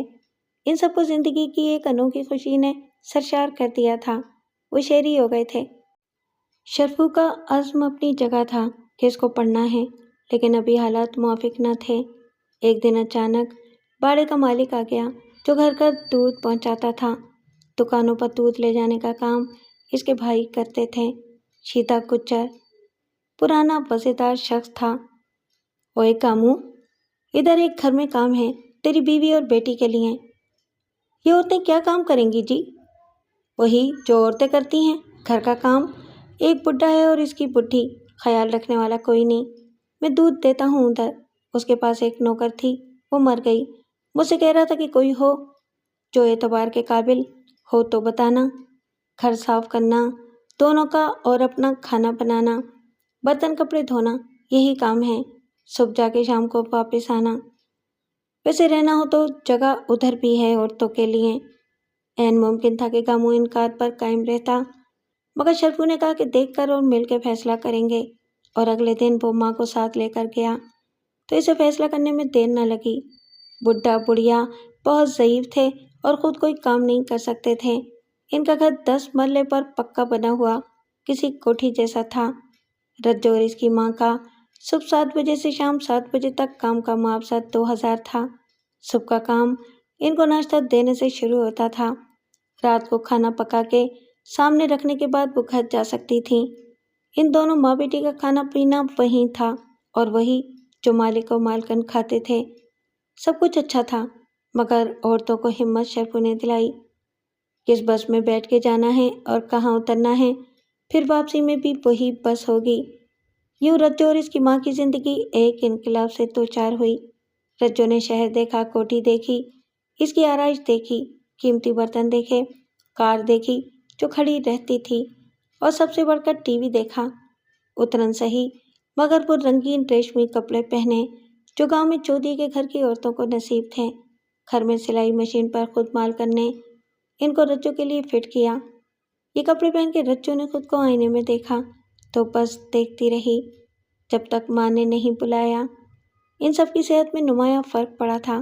یہاں کھانے کو وہ مل رہا تھا جو گاؤں میں چودھریوں کی شادی میں بھی نہیں ملتا تھا۔ دودھ پینے پر پابندی نہ تھی، وہ بے خوفی سے سوتے تھے، اور اس فراغت اور خوشی میں جوانی رجو پر ٹوٹ کے کیسے نہ آتی۔ انہوں نے کبھی پوچھا نہیں تھا کہ ملک خدا بخش اور اس کی بیوی اکیلے کیوں تھے۔ پھر ایک دن فون پر کسی سے بات کرنے کے بعد مالکن رونے لگی تو رجو کی ماں نے ڈرتے ڈرتے پوچھا، بیگم صاحب خیریت ہے نا؟ کیا کوئی مر گیا ہے؟ مالکن نے سر اٹھایا اور بولی، نہیں، کوئی نہیں مرا، ہم مر گئے ہیں۔ اس نے جی ہلکا کرنے کے لیے ہی سب بتا دیا۔ اب چھپانے کا بھی کیا فائدہ؟ ملک صاحب ڈی ایس پی تھے، پولیس کا بہت بڑا افسر ہوتا ہے یہ۔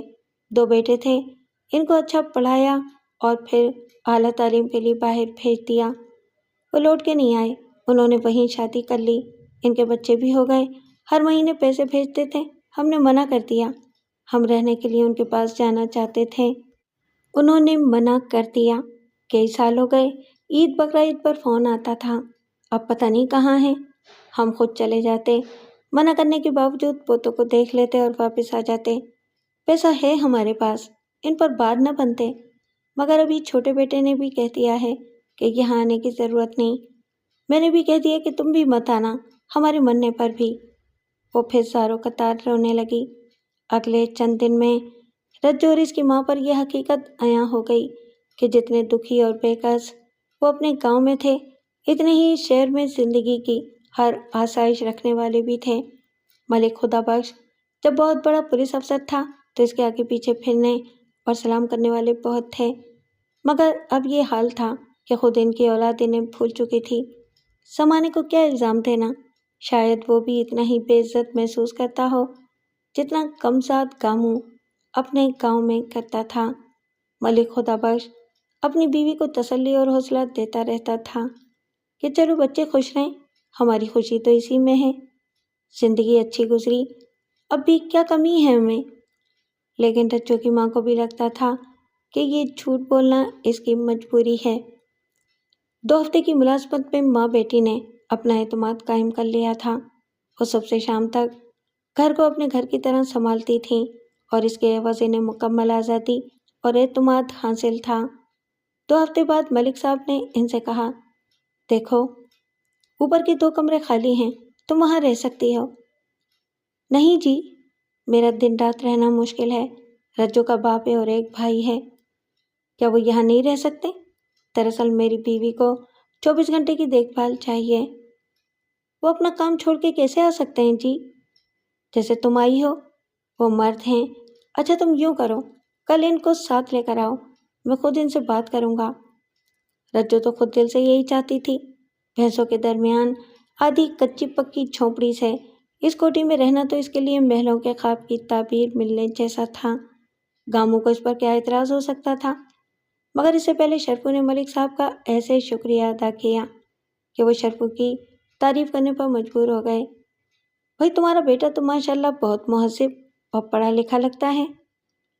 لگتا ہے کیا ملک صاحب، میرے بھائی نے 10ویں کا امتحان دینا تھا، رجو بول پڑی۔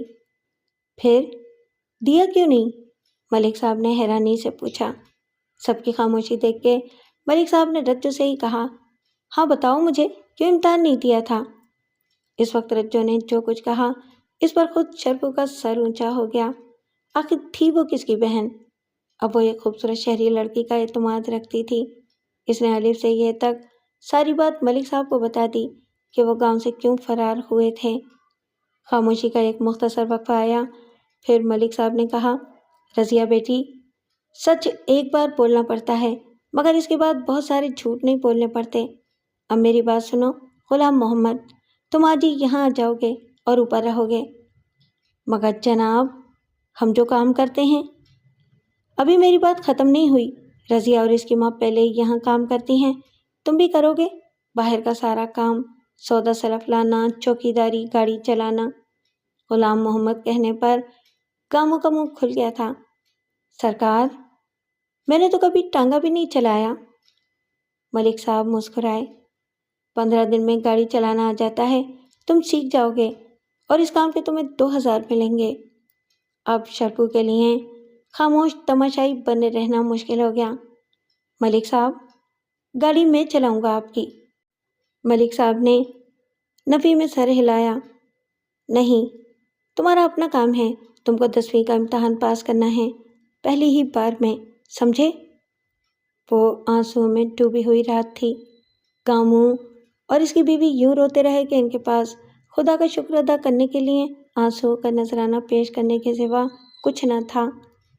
یہ خواب تو نہیں تھا، لیکن غلام محمد کی محدود عقل اس سوال کا جواب تلاش کرنے سے قاصر تھی کہ آخر کسی وجہ کے بغیر وہ سونا رب اس پر مہربان ہے تو کیوں؟ نہ اس نے کبھی 5 وقتہ نماز پڑھی تھی، نہ کبھی روزے رکھے تھے۔ قرآن کے اس نے اپنے بچپن میں چند سپارے پڑھے تھے، پھر مسجد سے بھاگ گیا تھا۔ جس کے نصیب میں باپ دادا کے زمانے سے ہی جوتے کھانا اور ذلت اٹھانا تھا، وہ غلام محمد کیسے ہو گیا تھا؟ لاہور شہر کی اس کوٹھی کے اوپر والے ایک کمرے کی چھت پر لیٹا وہ گاؤں میں اپنے کچے کوٹھے کو یاد کرتا رہا، جو شاید چودھری کے بندوں نے غصے میں گرا کے برابر کر دیا ہوگا۔ اس کی بیوی اپنی خوش نصیبی سے زیادہ ملک صاحب جیسے فرشتہ سیرت آدمی اور اس کی بیوی کی بدنصیبی پر روتی رہی۔ آخر خدا نے سارے عذاب، بیماری اور دکھ انہی کے مقدر کے کھاتے میں کیوں ڈال دیے جو مجسم نیکی تھے؟ ایسی شرافت اس نے نہ دیکھی تھی نہ سنی تھی۔ ملک اپنی بیمار بیوی کا سر تھپکتا رہا اور اعتراف کرتے ہوئے روتا رہا کہ پولیس کی نوکری میں اس نے بہت ظلم کیے تھے، بہت ناانصافی کی تھی۔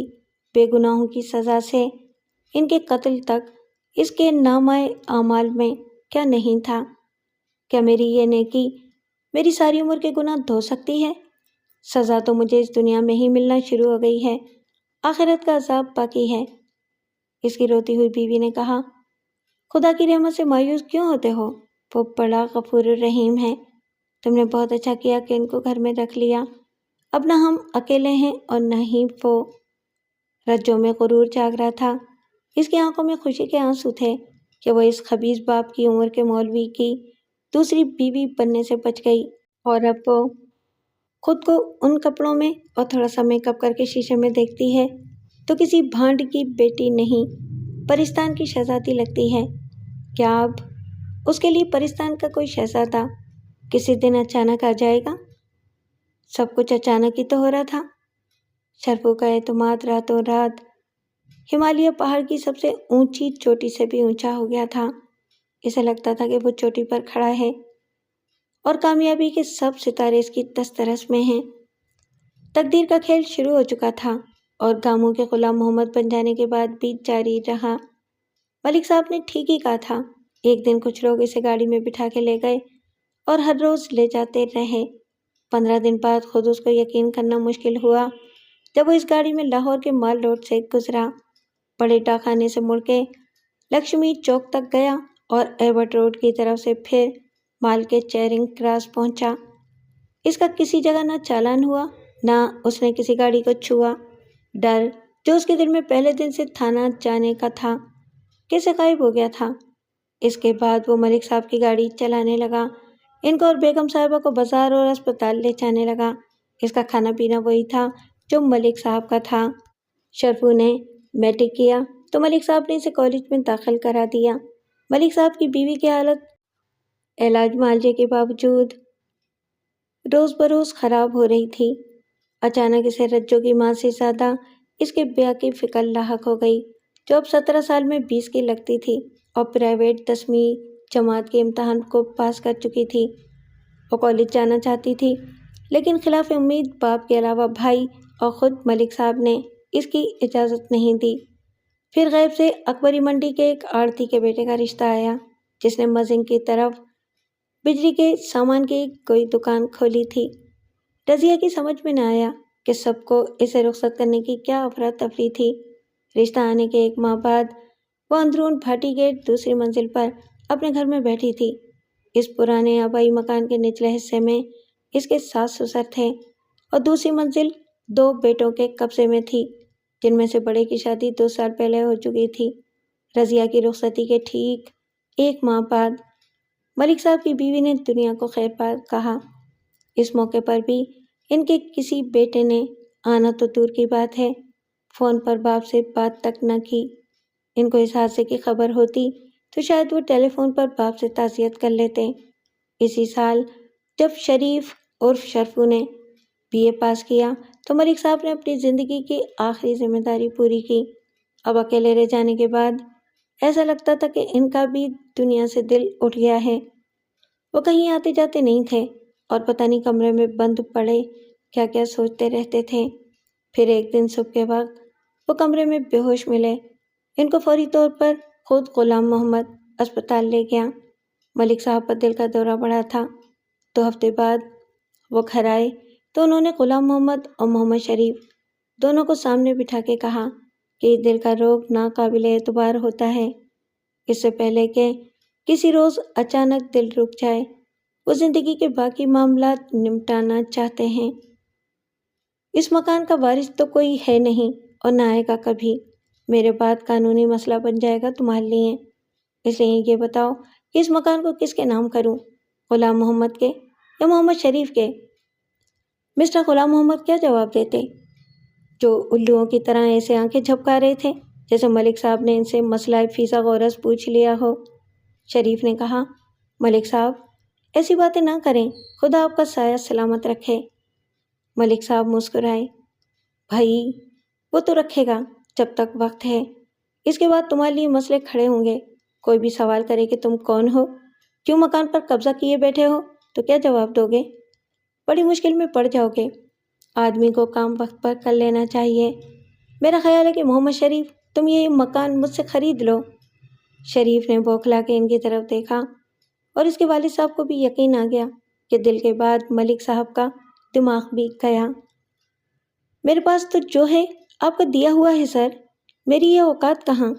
اچھا اب میری بات سنو، یہ مکان میں تمہارے نام کروں، حبا کروں، یعنی تحفے میں دوں، تو کل یہ ناممکن نہیں کہ اصل وارث آ جائیں۔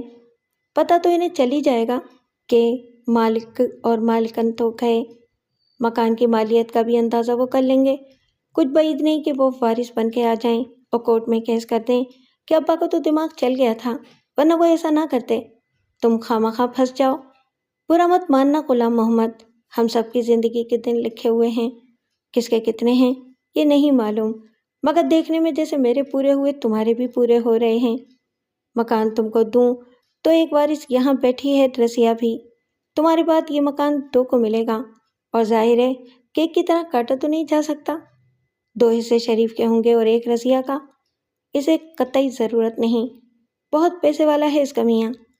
مگر بھائی لالچ بری بلا ہے، لاکھوں کون چھوڑتا ہے، اس لیے وہ دم لینے کے لیے رکے اور پھر بولے، میں نے فیصلہ کیا ہے کہ 1 روپے میں یہ مکان شرفو کو بیچ دوں۔ غلام محمد نے افسوس سے سر ہلایا۔ بڑھاپا، بیوی سے جدائی کا صدمہ، ملک صاحب پاگل ہو گئے۔ ملک صاحب ہنسے۔ تم سمجھ رہے ہو کہ میں پاگل ہو گیا ہوں؟ نہیں، میں تمہیں سمجھانے کی کوشش کر رہا ہوں، لیکن میں جو کروں گا خود تمہاری سمجھ میں آ جائے گا۔ چنانچہ وہ صرف تعمیل حکم کرتے رہے اور بطور خریدار محمد شریف نے وہ مکان ملک صاحب سے خرید لیا۔ شریف نے یہ بھی نہیں دیکھا کہ اسٹامپ پیپرز میں قیمت کیا درج ہے۔ وہ ایک وکیل کے کہنے پر دستخط کرتا گیا اور 1 ماہ بعد اسے معلوم ہوا کہ قانونی طور پر اب وہ اس کوٹھی کا مالک ہے۔ ملک صاحب جہاں دیدہ آدمی تھے اور پولیس کی نوکری میں انہوں نے جائیداد کے جھگڑے بھی بہت دیکھے تھے۔ انہوں نے زندگی میں ہی یہ جھگڑا خوش اسلوبی سے نمٹا دیا۔ شاید کہیں اس کے پیچھے ایک لاشعوری خواہش ہو کہ خدا کی نظر میں یہ نیکی ان کی زندگی بھر کے گناہوں کا کفارہ بن جائے۔ وجہ کچھ بھی ہو، وہ دنیا دار اور دور اندیش آدمی تھے۔ ایک دن ان پر دل کا دوسرا دورہ پڑا۔ وہ ICU میں تھے جب انہوں نے شریف کو طلب کیا اور اسے دستخط شدہ ایک چیک دیا۔ بینک جا کے یہ رقم نکالو اور حفاظت سے گھر لے جا کے رکھو، اگر میں واپس نہ گیا۔ کیسی باتیں کرتے ہیں آپ سر؟ شریف گھبرا کے بولا۔ تو اس رقم کو اپنے حساب میں جمع کرا دینا، میری بات سن رہے ہو نا؟ شریف کی نظروں میں چیک پر لکھے اعداد کے صفر ناچنے لگے۔ یہ لاکھوں کی رقم تھی۔ دراصل کوئی اکاؤنٹ ہولڈر نہ رہے تو بینک اکاؤنٹ کو منجمد کر دیتا ہے، فریز کر دیتا ہے، یعنی جب تک عدالت کسی کو وارث قرار نہ دے اور ہر وارث کا حصہ مقرر نہ کرے، رقم بینک میں پڑی رہتی ہے۔ یہ پیسہ کسی کو بھی نہیں مل سکتا۔ امریکہ سے میرے بیٹے تو آنے سے رہے، یہ کم سے کم تمہارے کام تو آئے گا۔ اب جاؤ فوراً، جو میں نے کہا ہے وہ کرو۔ اس رات ملک صاحب کی زندگی کو روشن برقی اعداد و شمار میں ظاہر کرنے والی ہر مشین آف کر دی گئی اور سانس یا دل کو رواں رکھنے والی ہر مشین ہٹا لی گئی، اور ان کی زندگی بحال کرنے کی ہر کوشش ترک کرنے کے بعد ڈیڈ باڈی کولڈ اسٹوریج میں رکھ دی گئی۔ اس گھر کے در و دیوار کامل بے حسی سے گھر کے سابق مالک کا جنازہ جاتے دیکھتے رہے۔ جاتا تو وہ پہلے بھی تھا، مگر اپنی کار میں، لیکن واپس بھی آ جاتا تھا۔ اب اس کو واپس نہیں آنا تھا۔ وہ جو آج خود کو نیا مالک سمجھ سکتے ہیں، ان دیواروں سے زیادہ زندگی نہیں رکھتے تھے، اور خود سابق شرفو اور اس کے جگت باز بھانڈ باب گاموں کی سمجھ میں آج کی دنیا بھی اسی طرح نہیں آتی تھی جیسے گزرے ہوئے کل کی دنیا۔ ایک کل میں عزت نہ ہونا بدبختی تھی، اب عزت دار بن جانا انہیں بدبختی لگتا تھا۔ وہ تب بھی روئے تھے، اب بھی رو رہے تھے۔ چہلم تک ہر شام غلام محمد ہر روز تازہ پھول اور اگربتیاں لے کر ملک صاحب کی قبر پر جاتا رہا۔ اس نے شرفو سے کہہ کے قبر کو سنگ مرمر سے بنوایا اور اس کے گرد سنگ مرمر کی جالی کا احاطہ بنوایا اور ملک صاحب کے سرانے کی طرف شاندار کتبہ لگوایا جس پر بہت کچھ لکھا گیا تھا۔ پھر وہ ہر جمعرات کو جانے لگا۔ سویم چہلم کی تقریبات کے بعد برسی کو 1 سال بعد آنا تھا۔ BA پاس شرفو اکیلا کمرے میں بند سوچتا رہتا تھا کہ اب وہ کیا کرے۔ ملک صاحب نے تو اس کے کرنے کے لیے کچھ بھی نہیں چھوڑا تھا۔ وہ جو 10ویں 12ویں اور 14ویں کے بعد دولت مند بننے کے خوابوں کا ذکر کرتا تھا تو لوگ اس پر ہنستے تھے اور وہ لوگوں کے ہنسنے سے اپنے خوابوں کو تعبیر دینے کے ارادوں کو مزید مستحکم دیکھتا تھا۔ یکلخت بیکار ہو گیا تھا۔ تقدیر نے ایک ہی دفعہ میں سارے خوابوں کی تعبیر اس کی جھولی میں ڈال دی تھی۔ وقت ہمیشہ کی طرح اپنی رفتار سے آگے بڑھتے ہوئے تمام معاملات سے لا تعلق رہا۔ وہ باری باری گاموں کی بیوی اور پھر گاموں کو بھی لے جانے لگا، لیکن گاموں تو اب غلام محمد ہے۔ صرف 6 ماہ بعد جب وہ ایک معزز شہری بن چکا تھا، وہ لٹھے کی کلف لگی شلوار کے ساتھ 2 گھوڑا بوسی کا کرتا اور سر پر کلف سے سیدھے کھڑے ترے والی دستار کے ساتھ کالی واسکٹ اور ملتانی خصے پہن کر شیشے کے سامنے کھڑا ہو جاتا تھا اور پھر بیوی سے پوچھتا تھا، نیک بخت، اپنے ایمان سے بتا، نمبردار اور اس چودھری کی کیا اوقات ہے میرے آگے؟ اور بیمار بیوی شرفو کے سامنے تشویش سے کہتی تھی، تیرا ابا پاگل ہو گیا ہے شرفو۔ اچانک ایک دن سابق گاموں جگت باز نے شرفو سے کہا، پتر، میں پنڈ جانا ہے۔ شریف نے کہا، کون سے پنڈ ابا؟ وہ چلانے لگا، کھوتے دا پتر، اسی پنڈ جہاں تو نے بھی چودھری سے جوتے کھائے تھے اور میں نے بھی۔ گاڑی نکال۔ اسے سمجھانا ناممکن تھا کہ وہ گزر جانے والے وقت سے درگزر کرے، اور ایک دن ایسا ہوا کہ محمد شریف نے اور اس کی ماں نے بھی محسوس کیا کہ اس بے عزتی کو بے بسی سے معاف کیوں کیا جائے، حساب برابر کیوں نہ کر دیا جائے۔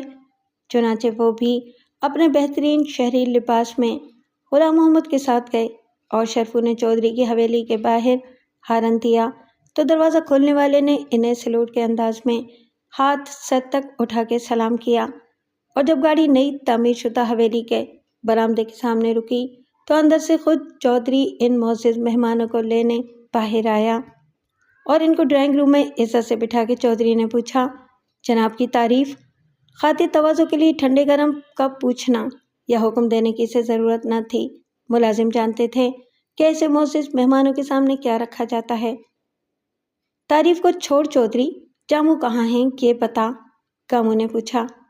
چودھری کے دماغ کو جھٹکا لگا، جاموں؟ کون جاموں؟ گاموں کا جگت باز بھائی، گاموں تو یاد ہے نا؟ اس وقت محمد شریف نے ضروری سمجھا کہ چودھری کو 440 وولٹ کا ایک جھٹکا اور دیا جائے۔ میں گاموں کا بیٹا شرف ہوں، DSP کرائمز برانچ محمد شریف۔ چودھری کا کوکا کولا کی طرح ابلنے والے غصے کا جھاگ پل بھر میں بیٹھ گیا۔ وہ 9 واردوں کی صورتوں میں پرانے گاموں اور شرفو کو پہچان چکا تھا، جنہوں نے اس کی بیٹی نورا کا تمسخر اڑانے کے جرم میں اس کے سامنے ننگا لیٹ کر جوتے کھائے تھے اور پھر راتوں رات بھاگ گئے تھے۔ گاموں کا بھائی مرتے دم تک یہی کہتا رہا کہ مجھے نہیں معلوم، اور تھانے والوں نے ہی اسے کہیں دفنا دیا تھا۔ میں نے پوچھا تھا کہ جاموں کہاں ہیں؟ مجھے کیا معلوم، چودھری نے اپنی خودی کو بلند کرتے ہوئے درستی سے کہا۔ اچھا پھر ہم چلتے ہیں۔ محمد شریف کھڑا ہو گیا۔ چلو ابا، چودھری صاحب ایسے نہیں بتائیں گے، ان کو سرکاری مہمان بنا کے پوچھیں گے، مگر یہ دھمکی محض تذلیل کے لیے تھی۔ چودھری اندر سے کسی آتش فشاں کی طرح کھول رہا تھا، مگر مصلحت آڑے آ گئی۔ وہ ان کل کے کمینوں کو گالیاں دے کر نکالتا تو کچھ پتہ نہیں کل صورتحال بد سے بدتر ہو جاتی۔ وہ ان کے پیچھے آیا۔ میری بات تو سنو جناب، مجھے واقعی علم نہیں، لیکن میں معلوم کر کے بتاؤں گا۔ آپ کے بعد وہ بھی چلا گیا تھا، آپ کا ایسے جانا مناسب نہیں، کچھ کھائے پیے بغیر۔ گاڑی گھوم کے دروازے کی طرف بڑھی اور غائب ہو گئی۔ واپس شہر کی طرف جاتے ہوئے غلام محمد ہنسنے لگا۔ اس کی گھر والی نے حیرانی سے اسے دیکھا۔ کیا ہوا؟ وہ اور زیادہ ہنسا، اتنا ہنسا کہ اس کی آنکھوں میں آنسو آ گئے۔ تو نے دیکھا نہیں کیا ہوا؟ کیسا جوتا مارا ہے میں نے چودھری کے منہ پر، 100 سونار کی 1 لوہار کی۔ ہماری تو نسلیں گزر گئی تھیں ان چودھریوں کے جوتے کھاتے، مگر ان کے منہ پر آج تک کسی نے ایک جوتی مارنے کا سوچا بھی نہیں تھا۔ کیسی شکل ہو گئی تھی اس کی؟ وہ پھر ہنسنے لگا۔ گاڑی چلاتے ہوئے محمد شریف مسکراتا رہا۔ ہوش میں آنے کے بعد ناصر کا پہلا خیال یہ تھا کہ وہ مر چکا ہے اور یہ کنکر، پتھر اور مٹی کی قبر ہے جس میں سردی کے ساتھ رات کا اندھیرا شامل ہو کے اسے کاٹ رہا ہے۔ لیکن دوسرے ہی لمحے زندگی کا احساس لوٹ آیا۔ وہ زندہ نہ ہوتا تو یہ سب کیسے دیکھ سکتا تھا جو اس کی آنکھیں دیکھ رہی تھیں؟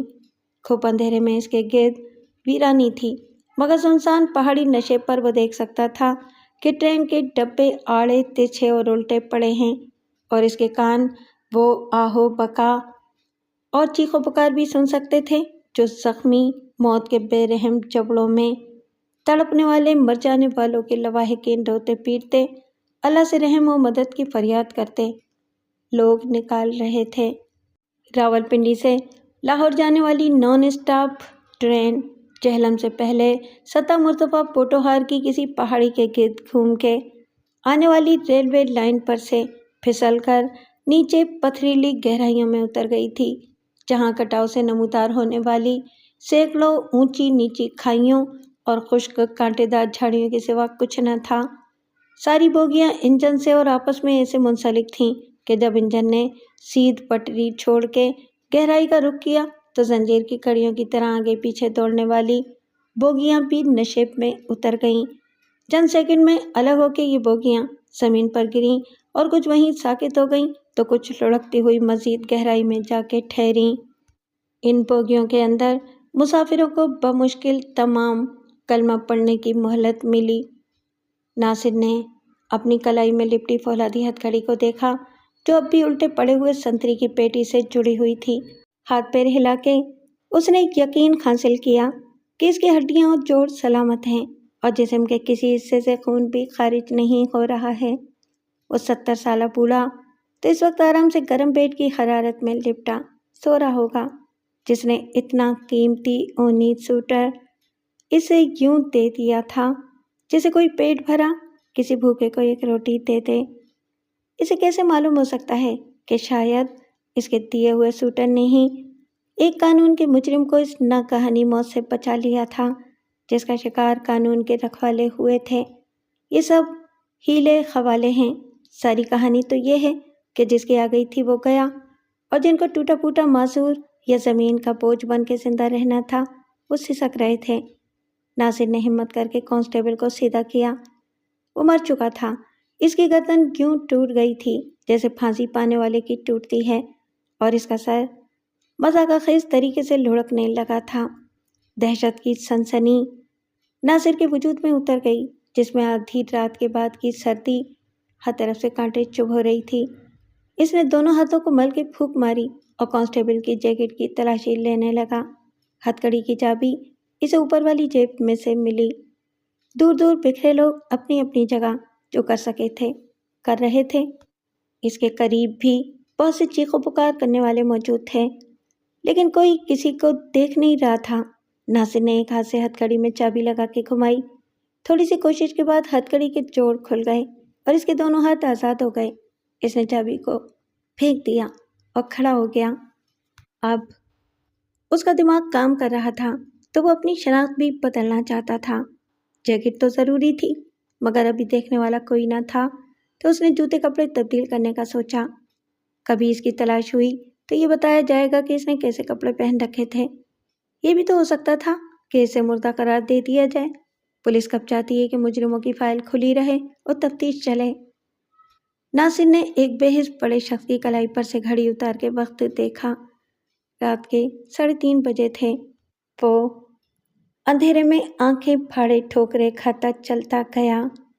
انتہائی خود غرضانہ بے حسی اس وقت اس کی ضرورت تھی۔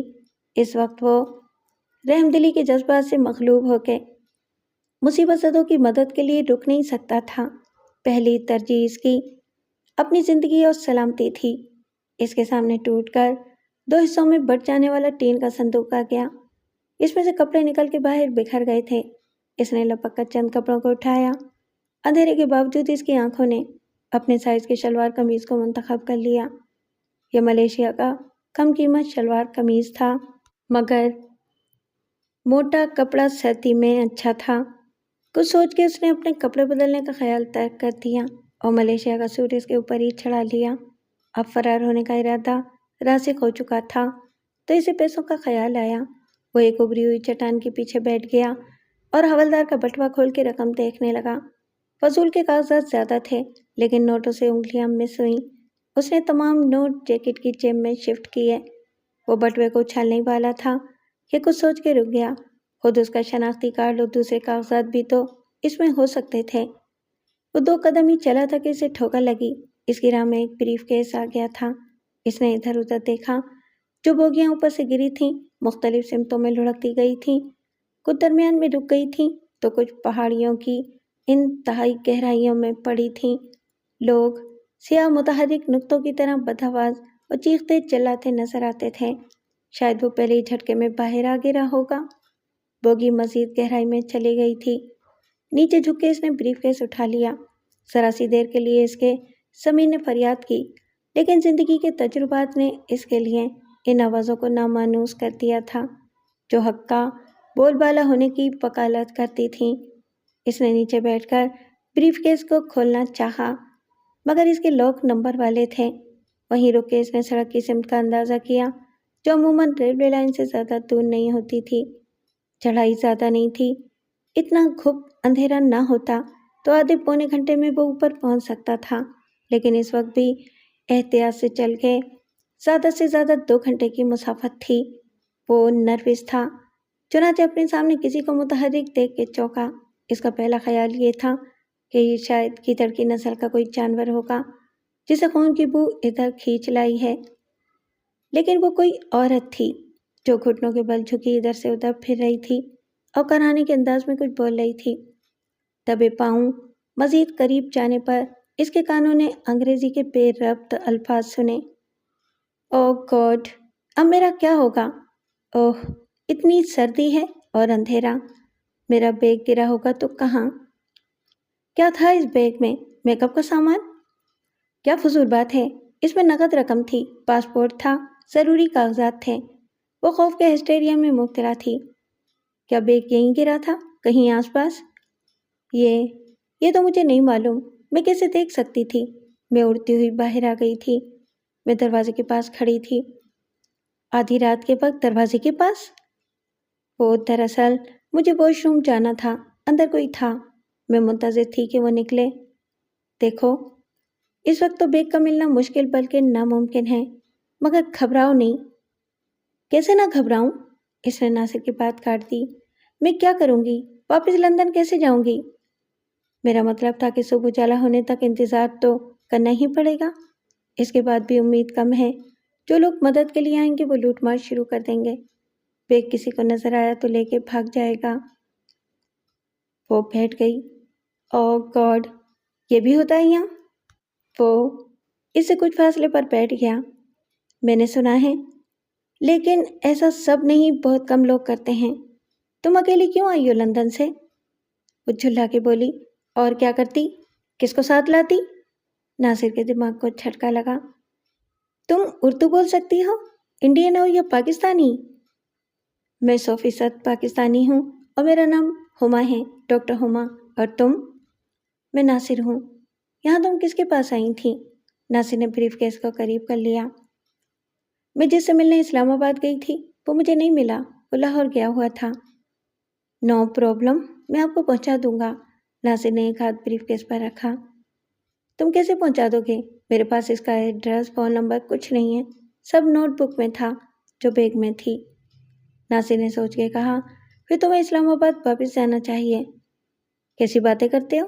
مجھے اسلام آباد کا پتہ بھی معلوم نہیں، نوٹ بک میں تھا۔ لیکن ابھی تم نے کہا تھا کہ تم اس کے گھر گئی تھی۔